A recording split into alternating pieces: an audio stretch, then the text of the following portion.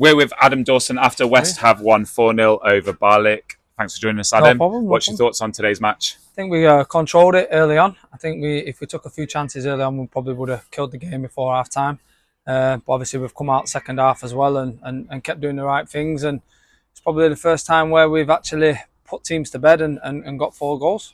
And your own performance, you had a good half an hour, I think, there at the end. Yeah, Marcy and Yabo just said, come on and just control the game and just take the sting a bit. And obviously come on and just try to get on the ball and just, try and play my game. And obviously got down the side and got an assist, so happy with that. Yeah, it's a good cross that for Victor, I thought. Well, just stand it up in that area when you get to the byline. Just stand it up. Yeah. Victor's powerful, quick.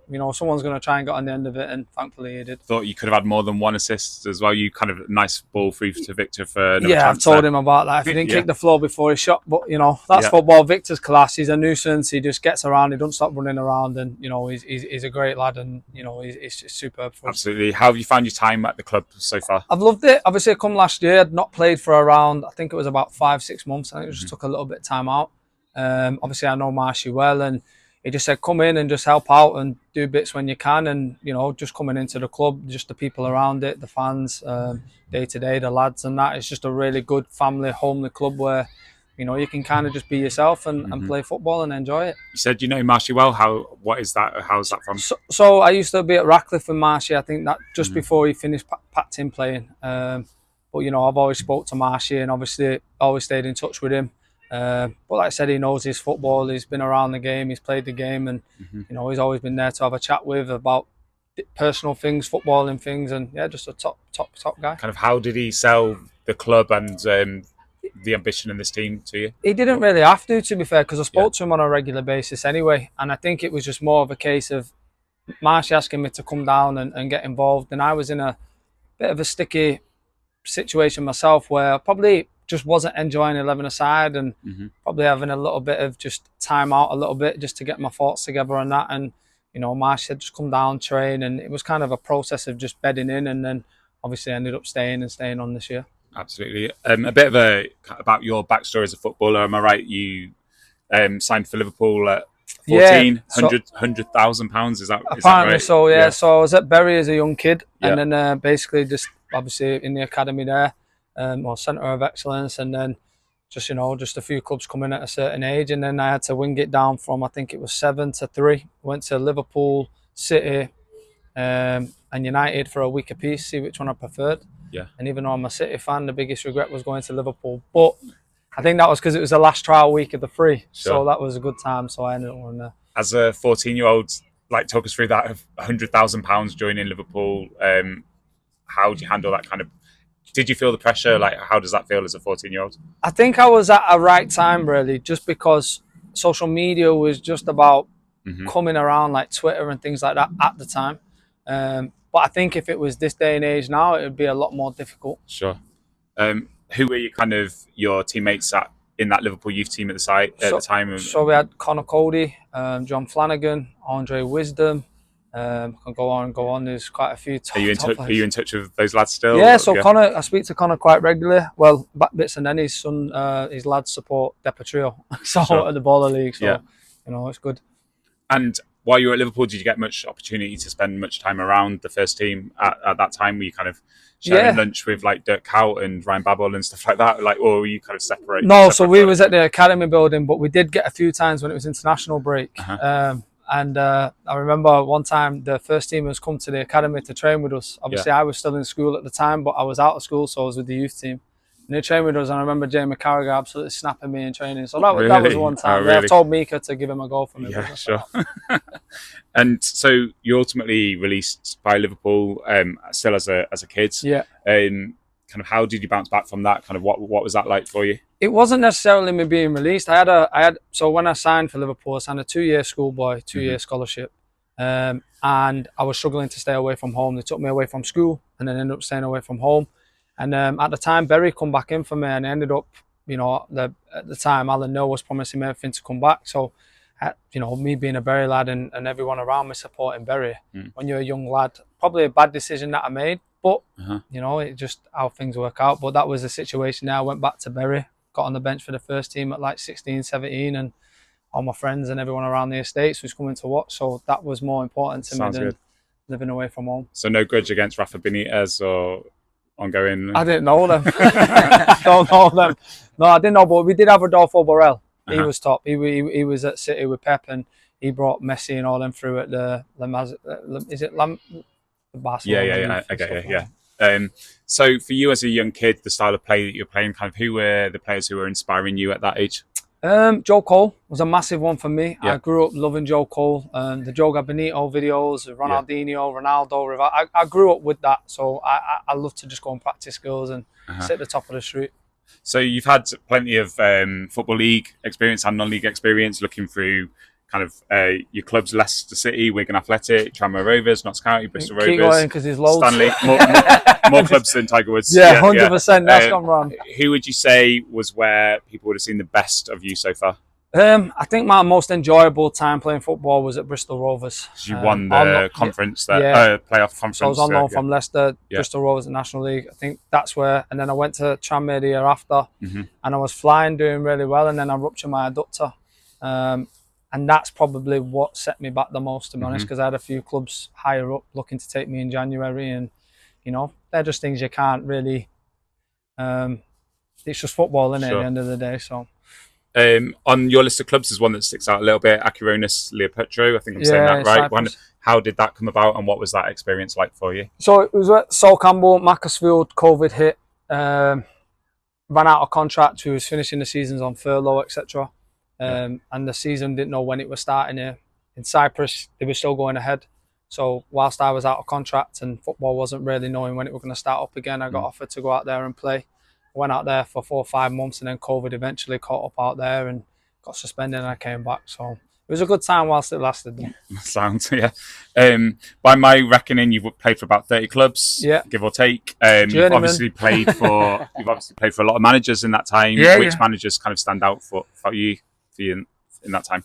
Do you know what? There's been so many good, and then obviously to me it's more how I've seen things and looked at different people and how people understand different characters and judge different people, and that's one thing I take into my coaching side of things now, is that I've been around that much. I've kind of seen so much, is that I can take that experience and I can kind of know how to get on with people and how to, especially in my coaching side of things, and just overall be a good people person, do you know what I mean, and understand people. You mentioned Sol Campbell there. He's kind of someone who's kind of got a certain impression about him. People and it's like, not what like was he that. like? What was it's he like? Not like that. So for me, because this is what people don't understand. So in a situation at Mac, I'd signed from Chester, and I'd already played for Telford that season, and I got hit with a 2-club rule when I signed for Mac in League 2. So I was starting against Grimsby. Sol rings me in the morning, comes down, can't play till the next year because I've been hit with a 3-club rule. People don't understand that about me. And then the season after,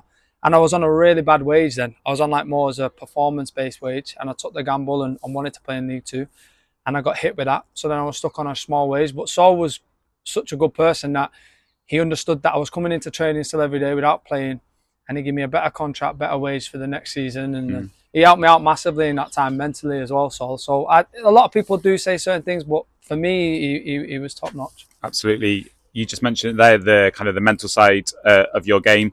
You've been quite open on social media about kind of the issues you face mentally, financially as well. Just a quote I picked up, you said, "I've struggled mentally, struggled with my emotions. Football's always been my escape. I've struggled with depression and debt, chasing the dream. But I found when I came away from football, full-time football, I found my peace." If you're comfortable talking about that, I'm really interested in that. So for me, it was struggling emotionally with everything. Like I said, from a young age, didn't know my father, so football was a place to just go and get away from that side of stuff. And emotionally, I got so caught up in it that I put so much pressure on myself to perform, to want to find a way out. And when it didn't go to the way I wanted it to go, that had eat me up, and then it put me in a bit of like a mental state where I'd become secluded, didn't really want to go out, and I relied too much on performance, and it ate me away. But like I say now, like it was all enjoying COVID when I started getting help, and I seen a pattern, and the reason why I've had all them clubs is, it's not an excuse. I was diagnosed with ADHD. I take medication for ADHD, and obviously there wasn't that awareness around when I was younger, and it is a serious thing because I struggled with that. Still struggle with it a lot now. and I still struggle mentally, but it's just now I found peace, the fact that I'm in control of myself. I'm not structured to turn up every day and be regimented, professional, and live a life a certain way. I can kind of just have my enjoyment where I can do the baller league, I can play 5-a-side, I can turn up to training, play 11-a-side, and I have that freedom of just expression in a sense. And that's what brought the happiness back to me, is just having that control. Sure, you kind of eaten up all my next questions here, Adam. Thank you for speaking so openly about that. I was just going to say, why does non-league football feel more kind of peaceful? That's your own words for you. Just because it's more, I think it's a lot more relatable to everybody around. I think everybody's going through certain situations. Everyone's working a 9-to-5. The lads are all playing and doing jobs and coming up. So it's a lot more understandable. The pressures, obviously there's a pressure still to win and perform as a team and get results. But I think to take into account that lads work, and, you know, people can see that. And also the fans understand that as well. You know, as long as we give 100% on the pitch and try and give our best, you know, for them, that's everything to them. And I just think the overall non-league sort of thing is what football is. I mean, obviously when you look higher up, you know, the fans and players are so away from each other. As here we go in the clubhouse and we chat to the fans, and I think you can just have a real relationship with the club itself and the people who are coming to the club every day. So, and when you score your first goal, I imagine you'll be jumping right in the crowd to. Well, I did, didn't I, the other week when I scored that header and ran halfway down the pitch, and then we ended up conceding 2 in 9 minutes and we got beat. So, no, but it's all good while it lasts. Absolutely. You touched on, you just touched on there. You said, and I think you've said about the importance for you expressing yourself as a footballer. Yeah. How has Baller League helped you with that? Massively. I think, like I said, during COVID, I come away from full-time football, went into the part-time stuff. And like I said, I just was going through a really bad place in my mind where I was depressed, I'll be honest with you. It was a bad place for me. And all I did was take a ball, take a tripod and just bang skills up on the court. And for them, that hour that I was up there, just didn't think about debts and stuff like that. And I started posting online and things just come about that. And I realised that from doing that stuff, the more opportunities that made me happier come around from just playing 11-a-side football. So to any kid that I always say now, you don't have to have a passion within football. You don't have to make it as a footballer. You know, if you use the social media right and you have a passion and you want to share it, you can achieve whatever you want to achieve. And how difficult is it switching between that and North West Counties football? Yeah, it's a bit mad, but I think ultimately the calmness has come away from that. So I think you go from all that madness to come here. I enjoy that. I really enjoy that. So it's a good mix. It's a good mix to have. Paul Marshall's kind of said in his interviews that he thinks when you're at your full match fitness, there's a lot more to come from you. Is that something you'd agree with as well? Yeah, 100%. And I think, you know, it's difficult, like, to sometimes come on and impact games. You know, people judge you from the side, not just me in general, just in football. And it's hard to actually just come onto a game and make an impact, or when you're starting, because the game might not suit, you know, the way that a certain player likes to play. And I like to get on the ball, and if I'm not getting the ball to feet, there's probably better runners up and down who the team can benefit from.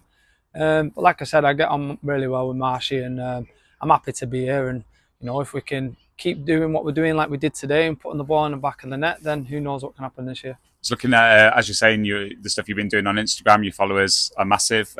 Mentions your Neymar's 5-a-side team, Ronaldinho's 3-a-side team. Can we expect to see them at Brookburn Road soon? them too. I don't know about that. We had Micah Richards here today. So yeah, Mika's come down, obviously. I think obviously very close with Marshy and stuff like that. But it's just good to have people. And it shows what sort of club we're at, you know. People can come down and Adam, when I was looking at that list, there was no West Disby and Chorlton in your bio yet. Can we get them in there soon? In there, there's not enough room for all the clubs. If I could put all the clubs in there, we should always be number one, mate.